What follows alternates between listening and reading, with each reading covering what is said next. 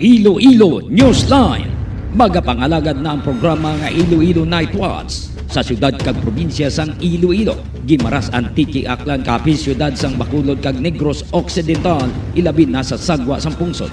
Ang ini nga programa magadala sa mga balita, impormasyon kag magasipad-sipad sa mga issues nga mangin patas ang presentasyon sa tanan kag mabatian sa Facebook page kag YouTube channel sang Iloilo Newsline.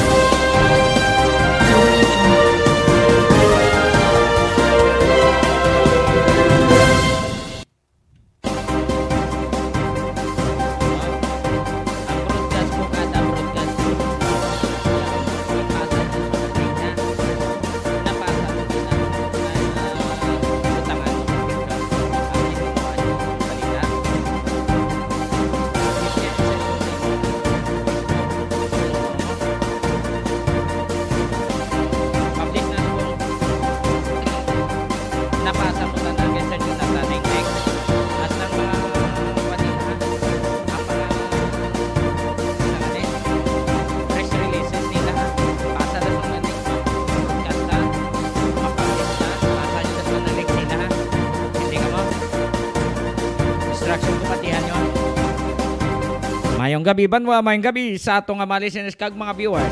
Kumusta na kamo tanan?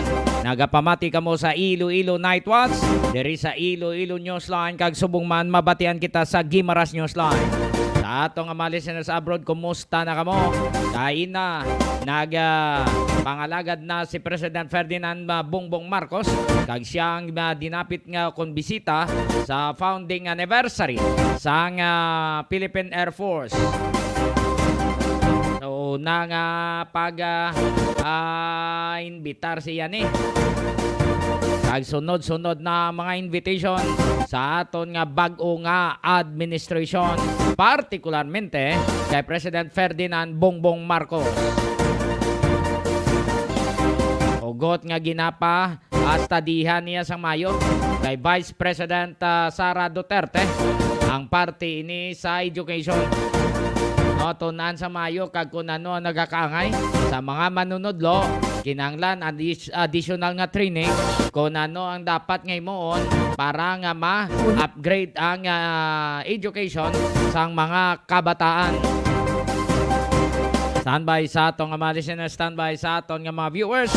Kay naman unang pag-implementar sa 2 ka pesos nga increase sa mga daan nga mga jeepney bla kag sa mga modernized jeep. Di sa mga daan nga mga jeepney sang nagligad 9 ni imo na subong 11 ang plitihan nyo. Sa mga modernized jeep 11 may mo na 13 para nga hindi ka mo mag-confuse bla, hindi ka mo magsala kag hindi ka mo pagmanulon sang iban nga mga drivers nga mga bintahuso.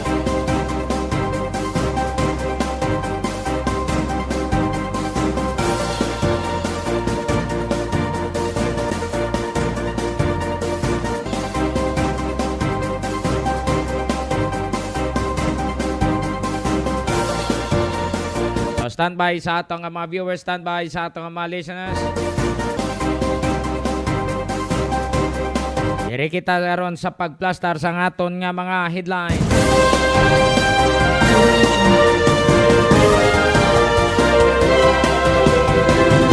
Balita national grupo nga sa solo parents nagapanawagan nga ipatupad o kung ipatuman ang strikto nga expanded solo parent act sa pungsod. Sa dugang nga balita, President Marcos nangin bisita sa 75th founding anniversary sang Philippine Air Force. May ginbuyan siya nga mga pagpasalig kag reinfection sa COVID-19 posible nga dulot kuno inisang komplikasyon kag hospitalization sa partikularmente sa mga may edad-edad na base sa pagtuon sa ngaton nga mga eksperto.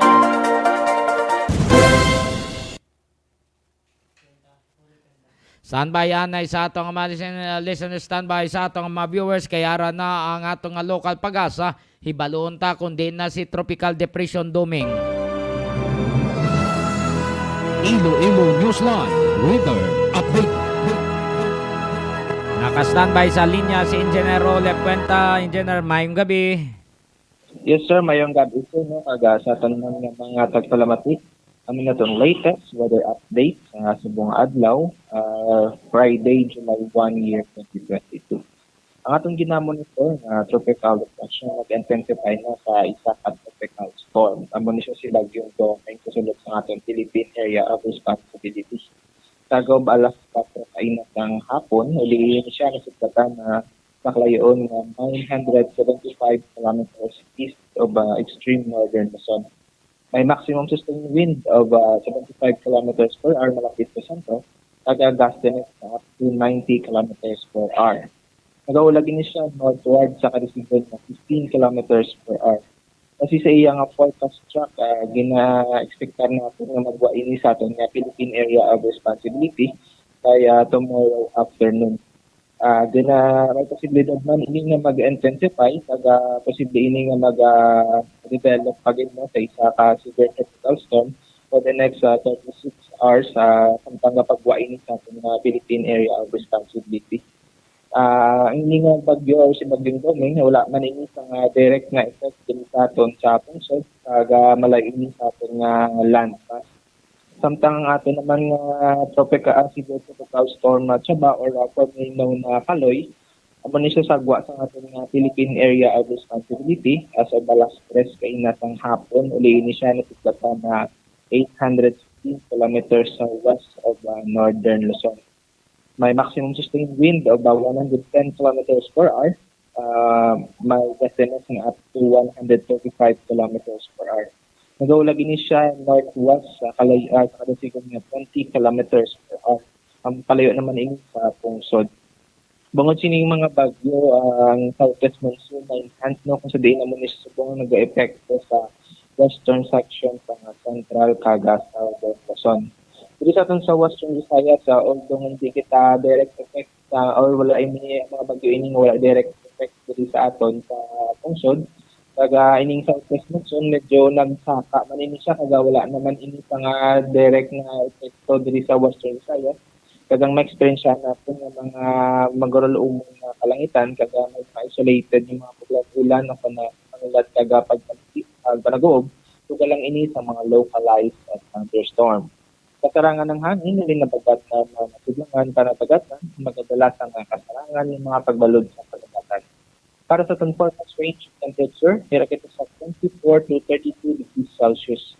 Itong adlaw, mag-tunod alas 6 degrees kainat ang hapon, kaga magabitlak ini siya alas 5:31 buwas aga.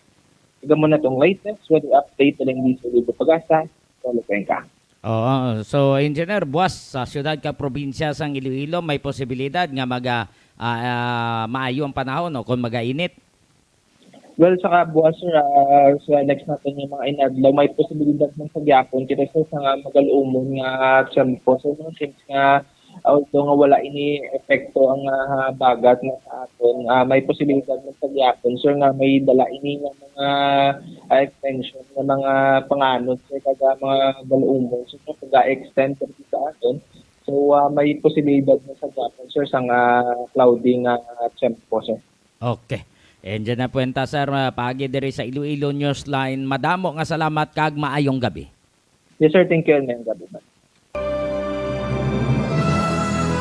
Iloilo Newsline Weather Update. Ang impormasyon nga ato niya ginakuha sa Lokal Pag-asa, ginadulong sa inyo sa Pinang sa Flower Shop.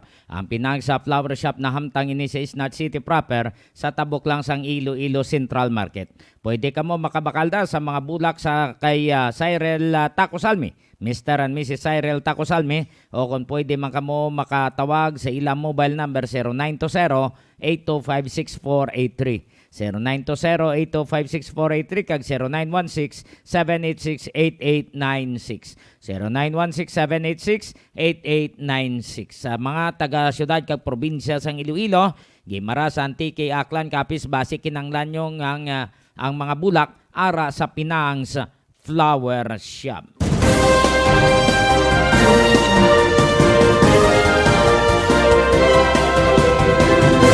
Ginadulong man sa inyo sa Eager Farm sa Barangay Balibagan, Este, Santa Barbara, Iloilo. Ang itlog sa Eager Farm, barato kay Priska. Pwede ka mo makakontak kay William o kung Josie Lagman sa ilang landline 523-0039. 523-0039 o kung sa ilang mobile number 0947-856-4729. 0947-856-4729 ay Eager Farm sa Barangay Balibagan, Este, Santa Barbara, Iloilo. Graphics Innovative Mind, ginapanagyan man ni Sir Manny Jan Sanoy. Sir, pasensya gina daw sako gid. Way ko ka buylo da sa imo basi boss no, makabuylo ko da sa imo kay Sir Manny Jan Sanoy sa Graphics Innovative Mind. Mayo ni magdisenyo sa mga tarpaulin, sa mga souvenirs, mag-layout, no? Gagamayo man nga mag-imprinta via electronics si Sir Manny Jan Sanoy.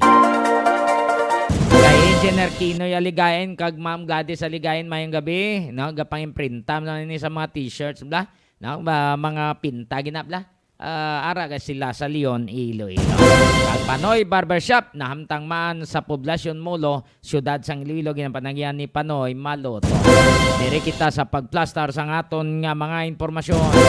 President Marcos nang inbisita kay nasa ay 65 anyos nga anibersaryo sa Philippine Air Force. Mayara siya nga gimpangbuyan nga mga pasalig sa Philippine Air Force kag magabulig ini siya para ma-enhance pagid ang kapabilidad, ang dugang sini nga mga assets sa ngaton nga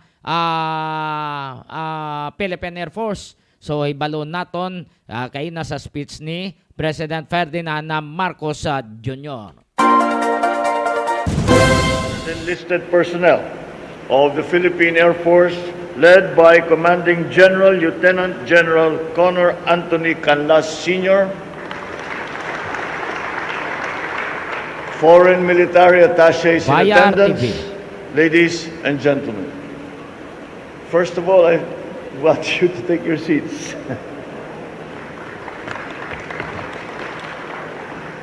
First and foremost, I think it is only appropriate that my first acts as president is to join you at this momentous 75th year anniversary of our very own, the Philippine Air Force. I congratulate the entire team, the brave, courageous men and women, officers of the Philippine Air Force, as commanded by Lieutenant General Connor Anthony D. Canlas. ENC. Your loyalty and commitment and love of country are definitely worth emulation for not only those in the military, but of all citizens of the Philippines. As we fly and aim high for our country and people, given the resounding and historical mandate that this administration has received, it is a most opportune time. Today's event is the perfect time to recognize our nation's continued enhancement in air strength over the years, the air capability that we have used and continue to employ in our national effort towards nationhood.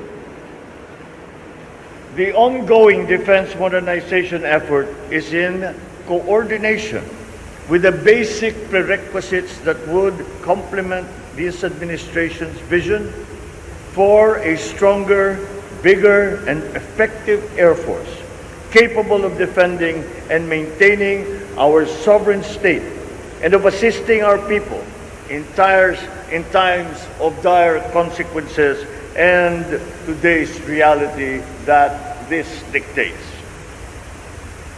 A more modern aerial and surveillance capability is all the more felt given the territorial disputes that we in the Philippines are involved in. This enhanced capability is also proven to be very critical in the Philippine military's efforts to protect the nation from local communist insurgents and the extremist groups in the South. As our country is defined by more than 7,000 islands, several of which are located in active volcanic zones or are in the pathway of some of the strongest typhoons ever recorded in history. Natural disasters are certainties we all expect now to happen. Transport aircraft, helicopters, and the like are important facilities that only the Philippine Air Force can suitably and sufficiently provide, especially during humanitarian assistance and disaster relief operations.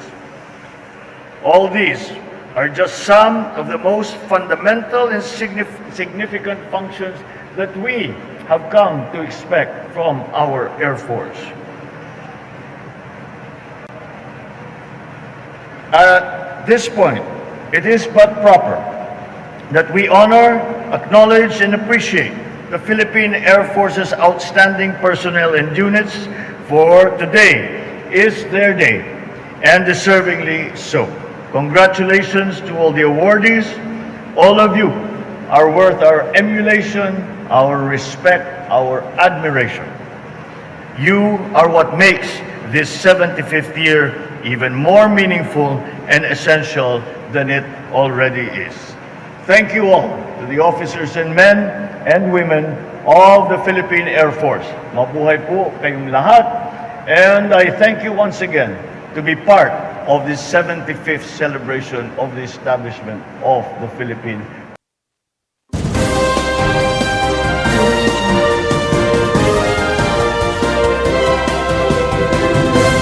Nabatian si President Ferdinand Bongbong Marcos na siya ang bisita kina, no? Siya ang pangabay sa Philippine Air Force nga mangin bisita sa ilay nga ika-75 anyos nga anibersaryo.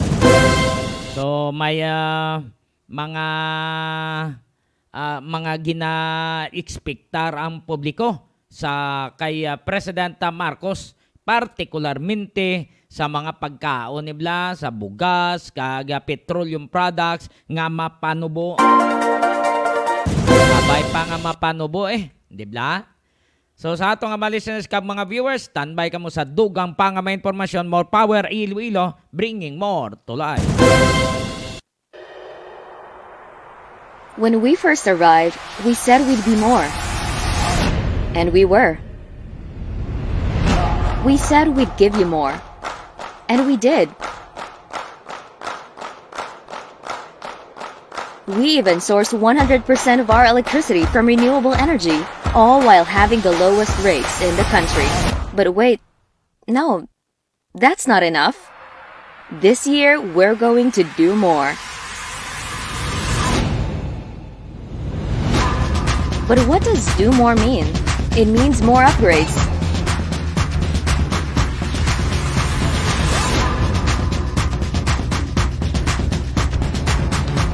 More trees, more mangroves, more fingerlings, more crops, and more fruits. More of her, more of him, more of you, more of us, more of her, him, you, and us, making this world a better place for them. More power is going to do more, because with more power comes great sustainability.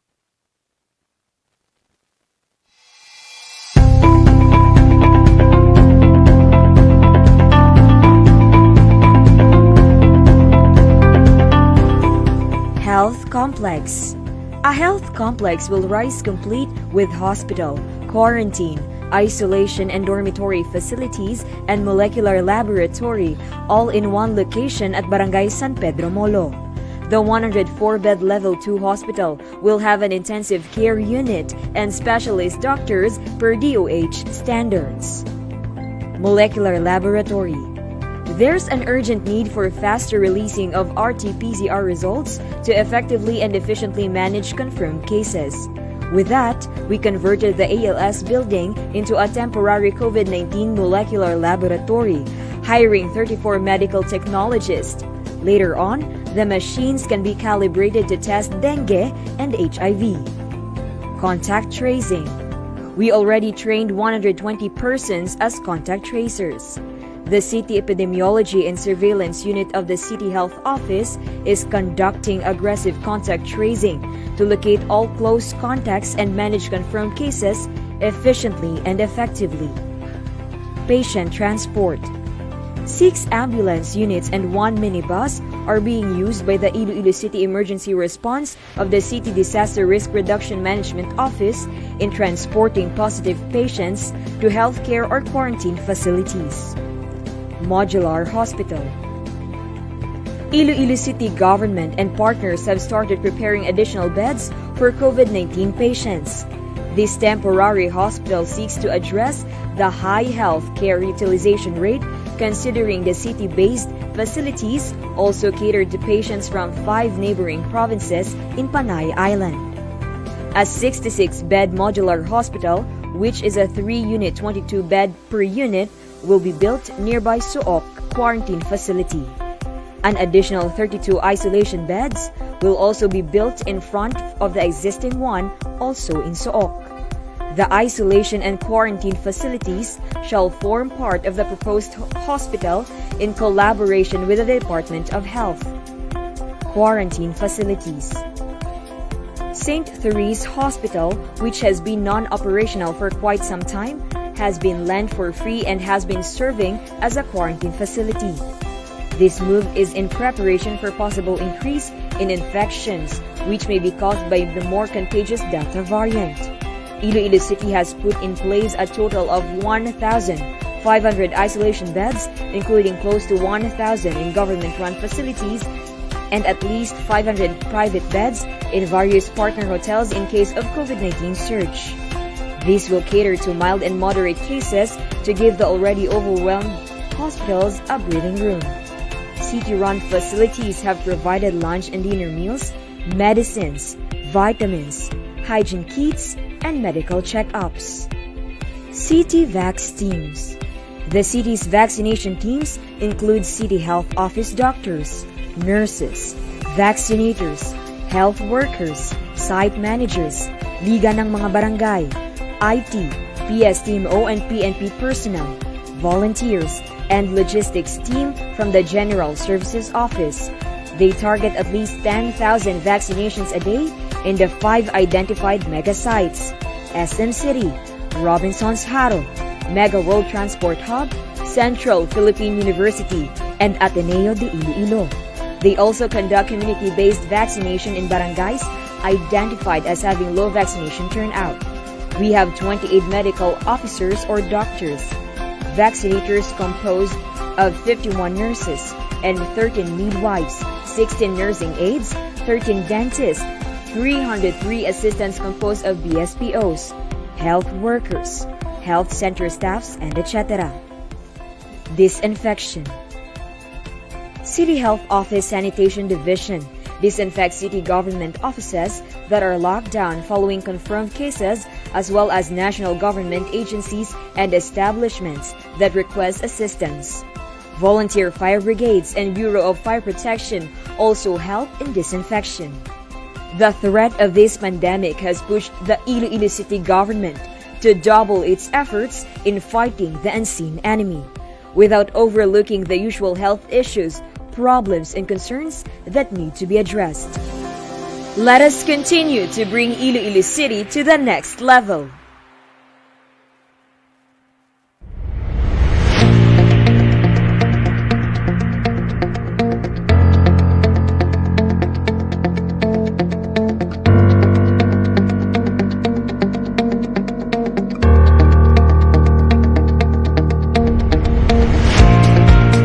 Our roadmap, Wheels for Inclusive Development and Good Governance, has been the backbone of our mission in bringing our city to the next level. W, our first agendum among 6, stands for welfare.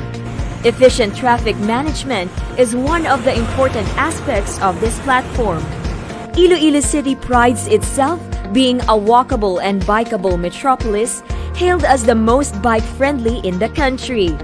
Its wide diversion road, complete with pedestrian alleys and protected bike lanes, attract attention, acclaims, and accolades from all over the place. Ilonggos and visitors can stroll along spacious sidewalks without eyesores and lighter sights of the busy streets because of less traffic, while bikers are safe in sharing the roads. Here are some specific actions made to achieve efficient traffic management. An intelligent transport system is in the works for a centralized coordination of related choke points and gray areas in the field. This is one of the major features of the iCare Command Center at Gaisano Business Hub. Iloilo City is creating its Traffic Academy for knowledge and training of traffic personnel and drivers through annual refresher courses. The initiative will be established at Technical Institute of Iloilo City, Barrio Obrero Campus. We will be the first LGU having this kind of program. City Hall has provided 20 motorcycles for traffic personnel to perform their duties and conduct check of road conditions, especially on areas that experience congestion.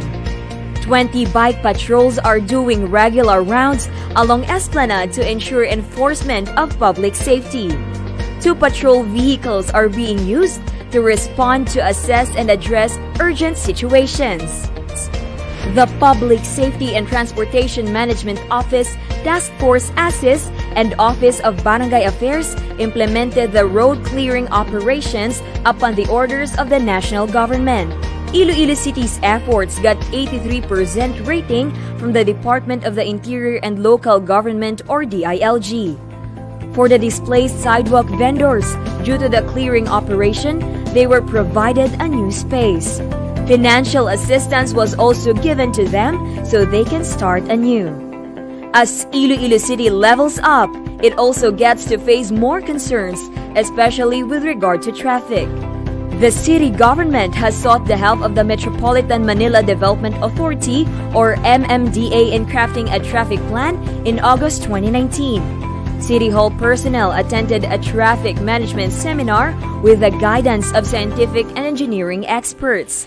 Slowly but surely, officials are optimistic this will give resolution to traffic problems.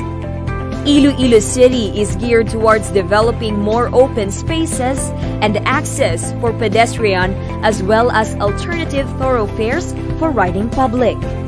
We ensure that our city is highly livable and has competent value for safety, peace, and order. Level up Iloilo City!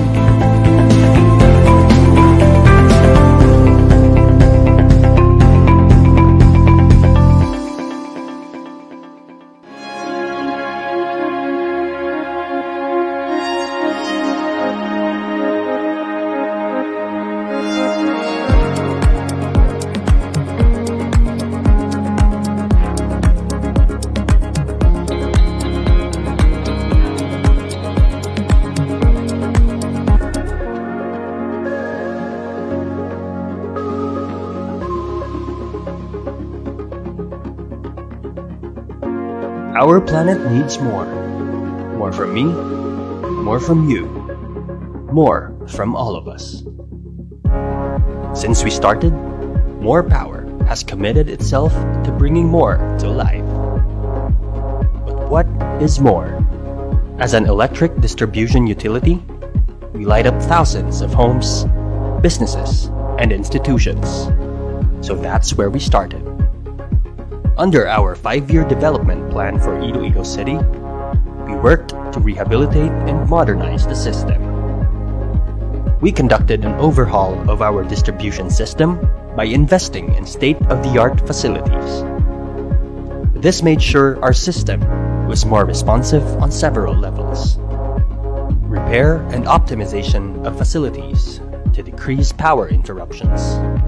Automated restoration to decrease downtime for 90% of these interruptions. A 24/7 response team present for the rest, and mobile substations to relieve overloading. These state-of-the-art technologies have a focus on sustainable practices, such as net metering services allowing consumers to export excess energy, cutting down their cost, and increasing the use of renewable energy. All of this while having 100% renewable sourcing from geothermal power plants and cutting electricity rates in half.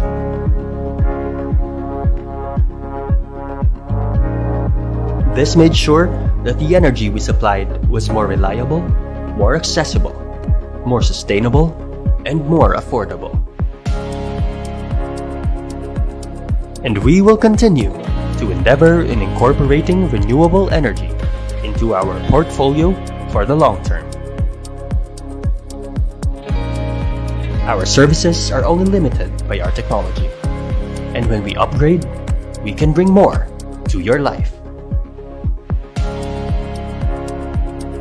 We partnered with LGUs to streamline the application process to make electricity more accessible to all of our consumers. We are not afraid to take on pilferage syndicates. We collaborated with the LGUs to convert these illegal connections to legal connections. Justice and fairness must be the standard.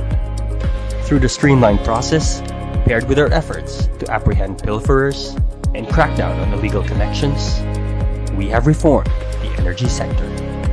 Now those who were forced to live on illegal connections can now take pride in being legitimate consumers. We are also not ignorant of the crisis our city and consumers have been facing. We feel your struggle, and we are here with you as partners. And that's what gave birth to the Partners in Power Foundation. Through our foundation, we donated millions to help the city and its institutions fight against COVID with dedicated response teams assigned to major hospitals for rapid response to save lives. Beyond all this, we wanted to do more for our environment. In our first 2 years, we planted trees, mangroves, and released fingerlings. We have even adopted an entire mangrove park and supported a citywide endeavor for urban gardening.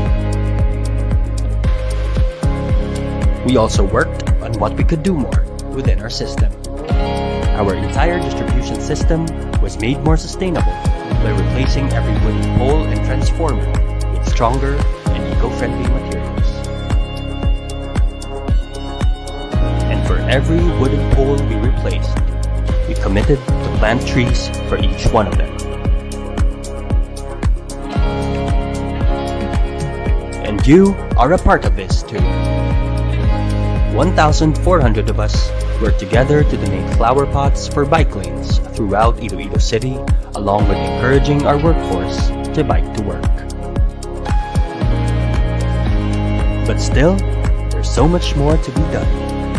Our mission stays the same, to bring more to life. As long as we work together, we can do more, we can be more.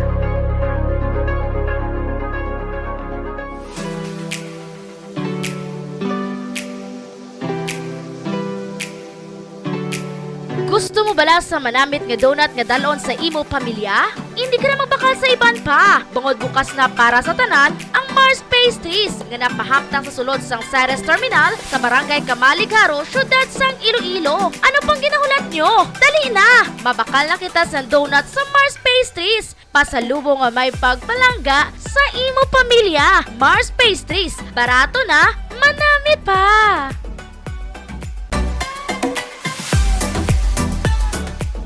6, 7, go!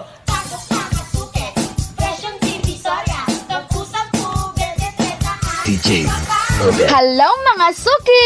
Bukas na ang Sarjan Many Grocery kung sa diin makapamakal kamo kag makapangompra sang kinahanglanon sa sulod sang inyo balay. May baligya man sila para sa mga okasyon. Hindi na kamo kinahanglan magkadto sa banwa kag syudad. Gani ano pang ginahulat nyo? Bakal na!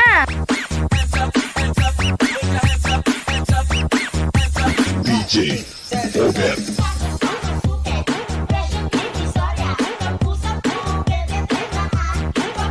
Ano pang ginahulat nyo? Bakal na!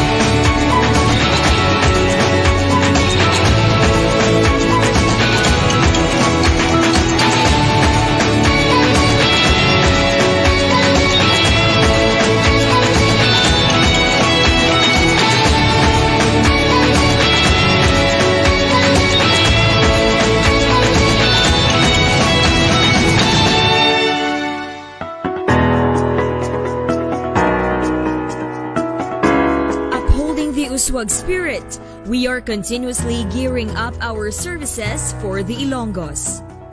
Wheels for Inclusive Development and Good Governance is our roadmap in bringing our city to the next level.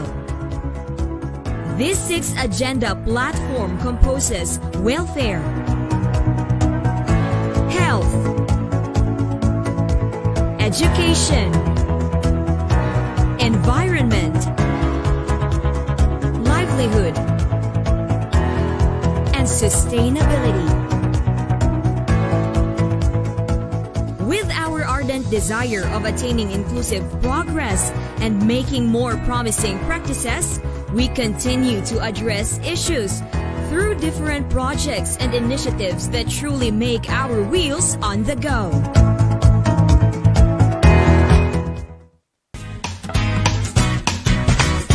Ari na ang ginahulat nyo! GCash is finally an accredited third-party payment center of More Collect. Pwede na subong makabayad gamit ang GCash app sa inyong mga cellphones. Just open your GCash app and look for More Electric Power Corporation under Electric Utilities in the Pay Bills option. I-download ang GCash app for faster, safer, and easier ways to pay. Find more ways to pay sa ating mga accredited third-party payment centers para you have more time to do more and be more.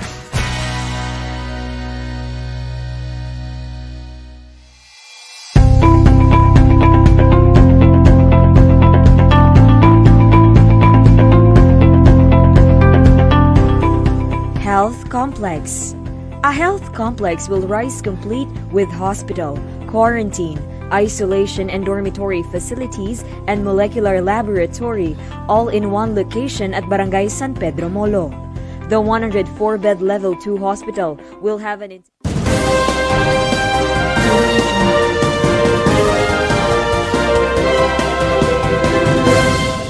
Balik kita sa ato nga pagpangalaga diri sa Iloilo Night Watch. Medyo all overtime kita. Hining informasyon ginadolong sa inyo sang Sweetie Boko Shake.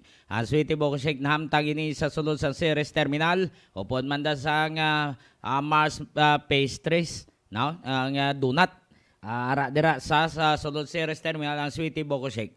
Testingin nyo. Manamit ang timpla. Gintimpla sang chemist. Kag purified crush sa ginagamit, puro-puro nga buko, barato na, manamit pa. Ipabati ta sa inyo ang pahayag sini sang eksperto. Paagi kay Dr. Gina Gloriana. Nga kun ang COVID-19 may posibilidad nga magatugas ang reinfection kag posible, no? May komplikasyon kag basi hospitalize ang aton nga mga kauturan bangod sa ilang pagton. Nakababakuna na, nakapa-booster shots na gani, no? Nga mamo panihaw.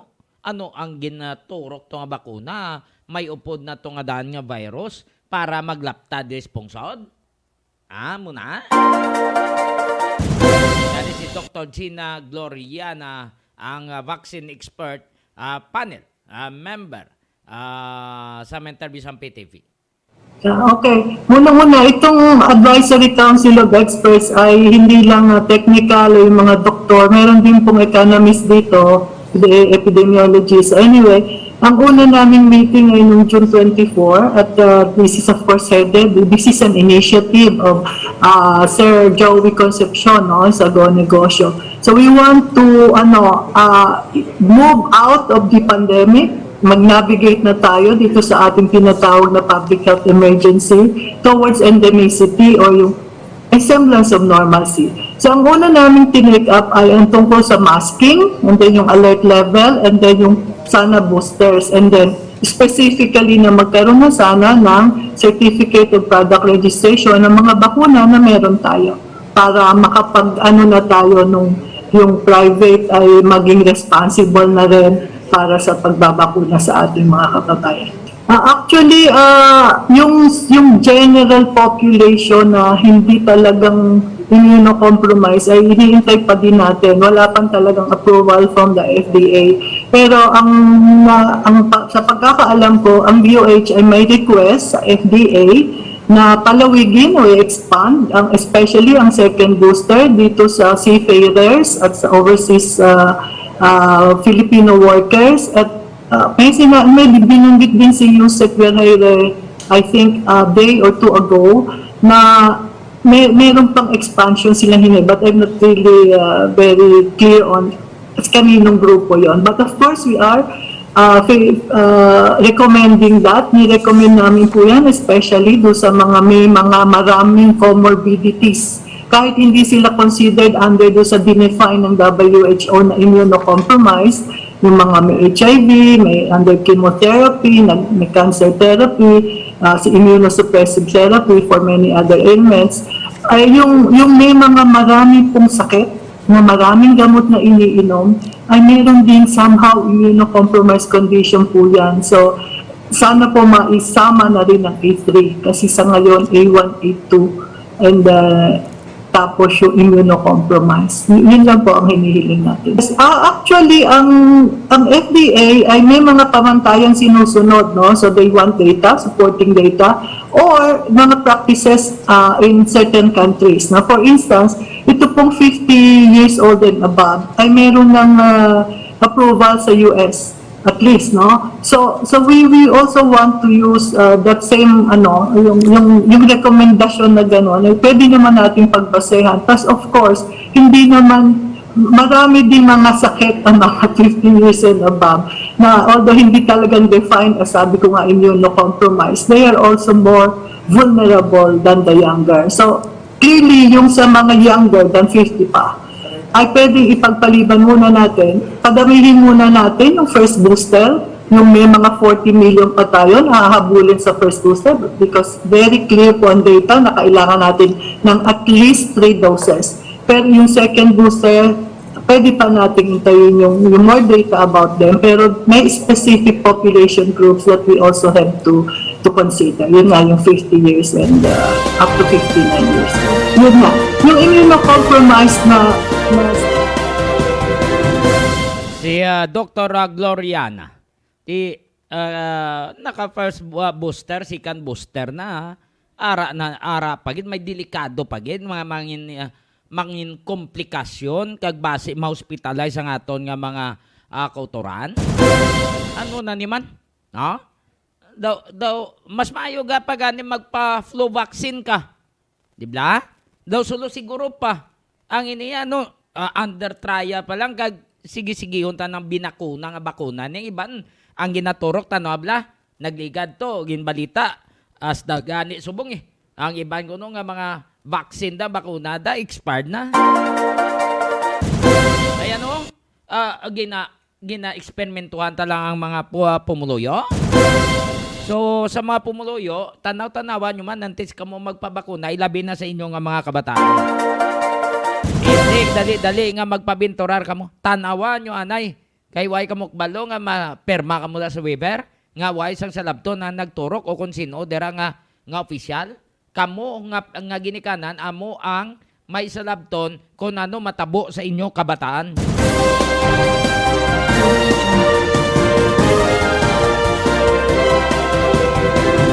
Sa pumuluyo sa barangay Nabitasan, Lapas, sa Hirios, Lapas, subong man sa barangay South San Jose, North San Jose, barangay San Antonio, Mulo, mayong gabi sa inyong atanan.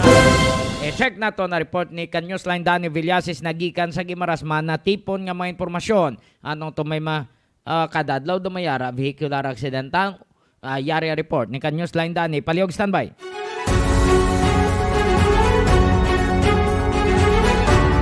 Newsline Danny, go ahead. Yes, Newsline dyan So, yari ang mga balita, isa mga sa bayang sa probinsya sa Guimaras.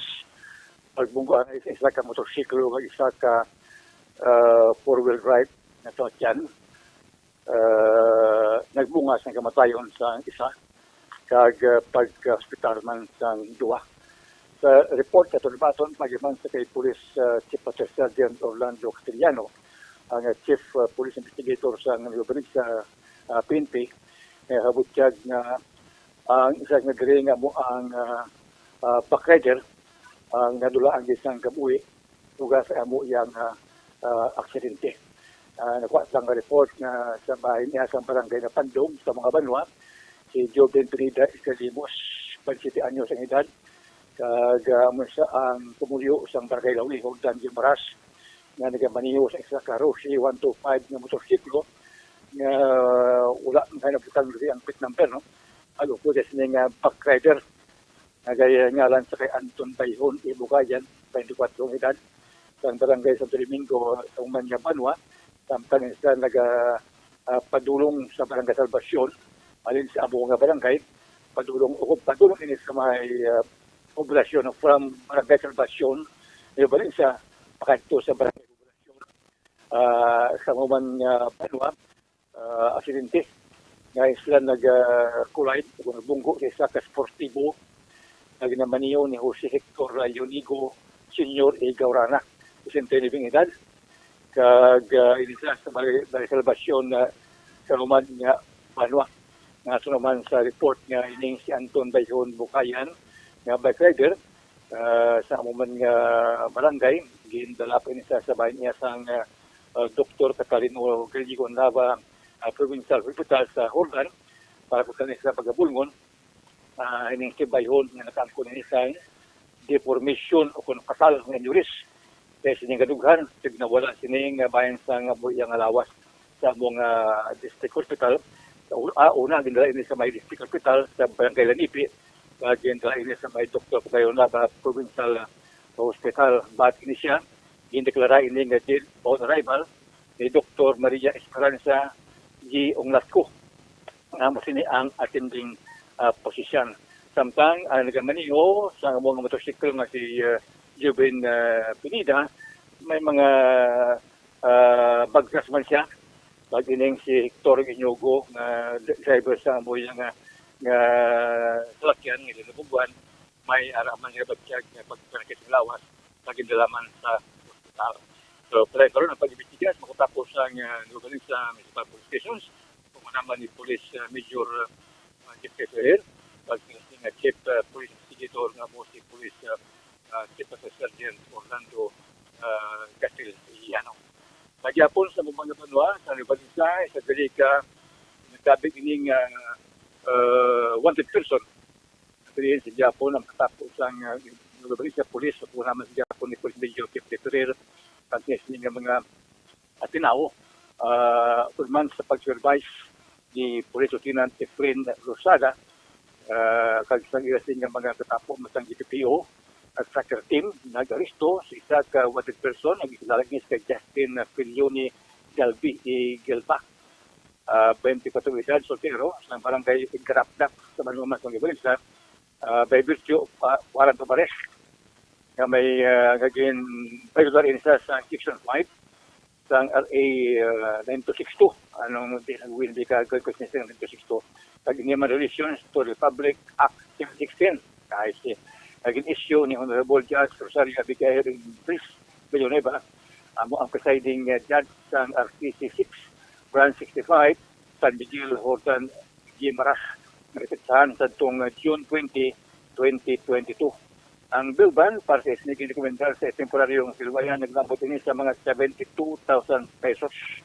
So ang makaroon niya ang suspect nila alang sa pag-inakupsang may balin sa municipal police stations. And lastly, sa bagay ka arestado ng persona sa pagbagarman sa RE 10591, illegal possession of firearms, ammunition, base man sa pagkamas informasyon sa pagpangunaman sa Japon ni Pedro de Preferer, nga ang ining suspect nga persona din kilala ni sa kay Mikael Angelo Espino Icrespi, 19 anyos ang edad, nga nadakpan ni siya, nga nagataklos sang isa kaginakabig ini nga balik-balik ang third gauge shotgun. So sa report, ini nataklos isa ka barangay nga Tuklamen, ka-report ini sa katapos ang police station.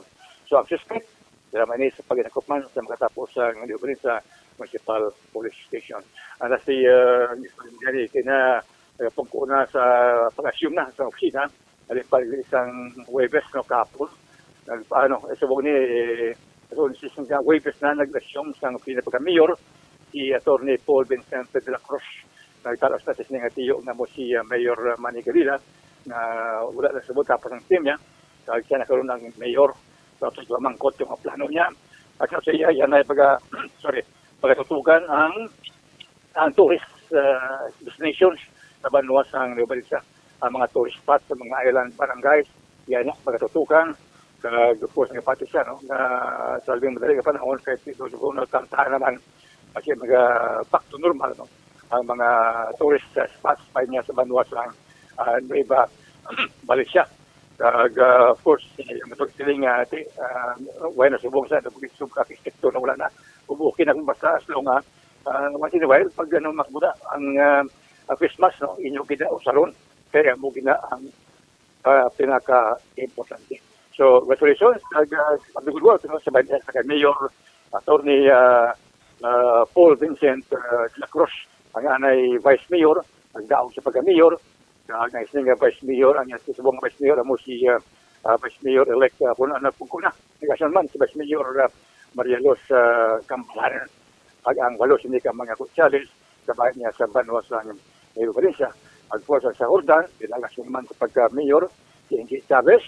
Nag-asyan Vice Mayor, mo si David Chano, former board member sa 2nd District sa province of Guimaras. Iban po kasi nga mga informasyon to is mag-asyon na sa mga pangunamong nga manapilian nga mga public officials.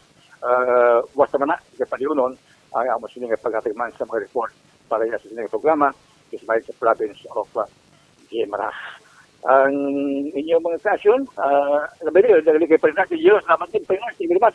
Salamat din na, kagagumas na kay Mayor Manigarila, nga may nag-servisyo man sa Valencia for the last 9 years. Mayugid na ang pagservisyo sa Banwas ng Nueva Valencia. Ang inyong newsline na Villages para sa Iloilo.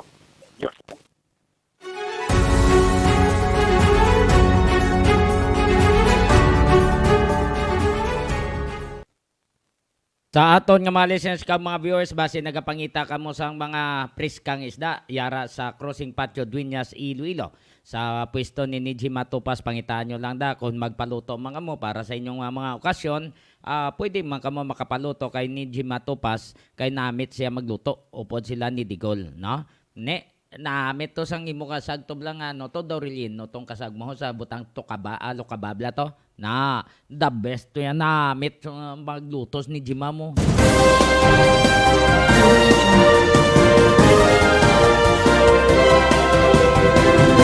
Daw lang man sa inyo San Sil Diaz Poultry Supply na hamtang sa Barangay Bagakay San Dionisio, Iloilo. Ang Sil Diaz Poultry Supply ginapanagyan ni Cheryl Lucindo Diaz kag Totong Lerek Diaz. Gabaligya sa mga feeds kag mga bulong para sa kasapatan. Subong man load lift trading and services, isa man kadako construction firm nga nagapangobra sa mga building, mga mansions, kag mga balay, nagapangdisenyo man sa mga balay. Kadtuin nyo lang dira ang ilang opisina sa Block 5 Phase M, Francisco Homes Gio, San Jose del Monte City, Bulacan. Pangitan nyo lang si Engineer Joey Diaz o kung mag-email ka mo sa maria_rosem@yahoo.com. Pwede man ka mo makatext sa 0939 812-6336. 0939-812-6336. Okay? Basic pangita mga mo sound system. Arang Delcor Sound System sa Bonifacio Tanza, Siyudad Sang Iloilo. Pangitaan nyo si Parigi, si Esperida. Kaya ara landa siya. Kaga mga mamalaklon mga ilimnon, soft drinks, kagiban pa, araman sa Cindy Sandy Store sa Rizal Palapala, Uno City proper. Yan na ni Sir Brian Buno, kag Ma'am Ida Joy Buno. Mayang gabi sa inyong atanan. So, sa mga listeners nato, sa mga viewers, thank you so much sa inyong pag-upod, kag update man, no? Subscribe diri sa aton nga platform hasta sa YouTube channel. Nagabigin na palpag nato ni ang taga DPWH may kang tanan daw sungkaan ng alagyan sa dalomlas ang flyover na sa buhang araw na bla sa uhong-uhong. Baogin tampuk-tampukan na nila. Why nila gintapos Grabe nga mga buho-buho to, no? Kapin pang kontraktor ng uyaya daw lampagak, no? Hasta subong way pa Japon sang dinaumdahom ang flyover da, no? Daw way katapusan na. Saylo lang nila kang ang ila da nga signboard da bla ang bulletin board da nila kung saan ang pizza sang completion, ginaliwat-liwat nila. Kay para lamang siling tawo ba, dasig magubra ba, dasig ka to. Mga hayat naglikad pa ng mga tuig nag-umpisa, hasta subong way pa, ang ungkayan na agyanaw ilayano. Why? Kaya nga, lumpat naman sila nga project. Amo ning taga DPWH, ginahambalan na kamo nga damo project wala human, nga mo nang meaning sang DPWH sa pangatawo nga tanaw sang inyo trabaho. Dapat ubrahan nyo mayo ang inyo trabaho. Kag sa mga kontraktor nga ginawardan nyo, monitoran nyo. Kaya mga kontraktor pabaya, makakuha lang budget, bayaan dason nila ang ilang nga trabaho nga ginchog-chog to kaluluoy ang mga pumuluyo. Why ka mo na konsensya na? Nga ang pundo sang gobyerno, iyan na sa mga tao, tax na halin sa mga tao, sa mga magagmay nga negosyante, sa mga pumuluyo, nga nagabaka-baka sa obran, mga tigbatas. Di why ka mong luoy na? Why ka mo nanogon? Abi, striktuhan nyo man, kamo nga ahinsya sa gobyerno, inyo inatalupang doon.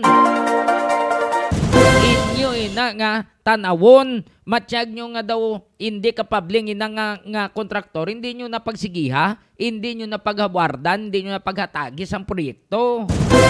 Ano ba kay mahamhaman lang kamo, tapos okay na sa inyo, so wala nang kamo, wala kamo gamonitor.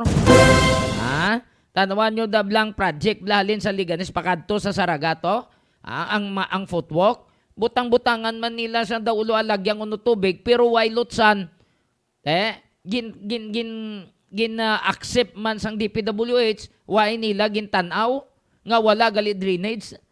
Why gani lapos dito sa drainage system? Ginbuho-buhuan man kuno nila para makita na nga daw may buho man kuno. Undi daw ginago. Kanugon sang kwarta sang pumuluyo sa mga barangay officials, hindi nyo pag-i-accept ang project sang sinang kontraktor. Hindi nyo pag-i-accept. Kay kamo man Japon ang kututon sang inyo nga mga pumuluyo. Kay mga ayo pa na sila clearance na das inyo, may acceptance bla. Hindi nyo pag-i-accept. Why ni na monitor sang taga DPWH sang mayo? Pakuribong lang kamuda, aircon lang kamuda sa inyo nga opisina. Abigwa-guwa man kamo magtanaw sa mga proyekto. Astas nabitasan lapas tanawan nyo bla, dugay-dugay na ang drainage system na. Asta subong, why pa Japon matapos? Ang inyo man ginobra man sa ambot sino na din nagubra sa Guada, sa South San Jose paged. Kung mag-ulan, grabing ulan, gabaha ba? Abita na kayo na itan nga drainage system na daw warat dat so yaw. Kayo-kayuhan nyo man palihog kay kanugon sang kwarta. Ang nakabatid balan naman na ninyo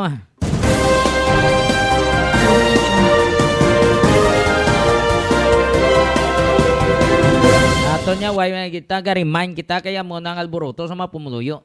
Mayad kita sa inyo. Basta sa insakto lang trabaho Kayuhan nyo palihog Wala na kita sa tiniyon sa atong pagpangalagad sa mga nagahiwat sang kadlawan. Happy birthday. Upod na kay Toto Boy Chef kag Nonoy MJ atong technical partner. Ining inyo alagad, Johnny Yanson Diaz.